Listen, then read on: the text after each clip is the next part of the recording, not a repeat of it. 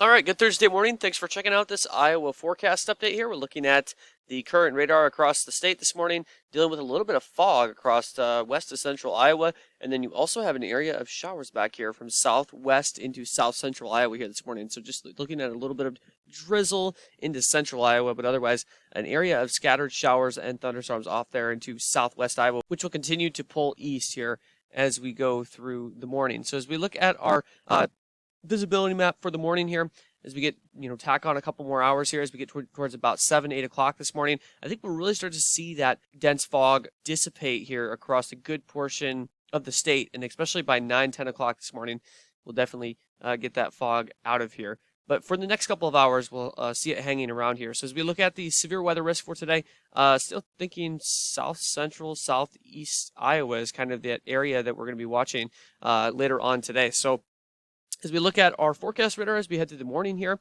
we're going to have that wave of showers across southwest Iowa just continuing to pull across the state as we tack on a couple more hours here by 8 o'clock this morning. This is kind of what it looks like.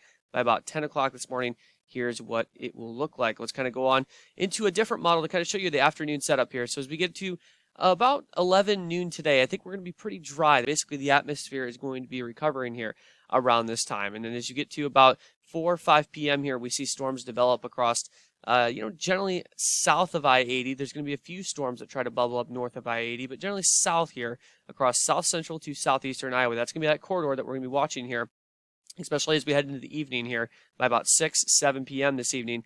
All modes of severe weather possible here.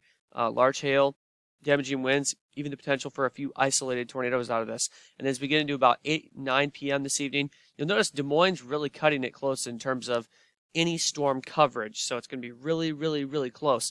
But like I said, mainly along and south of I-80 is where the severe weather risk will be at today. And then as you get through about 9, 10 p.m. this evening, here's what it will look like. Tack on a couple more hours here, about 11 midnight, and possibly another wave of some stronger storms working through southeastern Iowa there through about midnight tonight, 1 a.m., 2 a.m., and then they're about 3, 4 a.m., and we'll completely pull the precipitation out of the state. In terms of dynamics today, we can kind of see within the tornado perimeter here that, it's definitely there. And then also supercell composite and also instability. It's all in this corridor here from about south central and into the southeastern part of the state. So that's going to be that area that I would be definitely watching the sky this afternoon if I were you.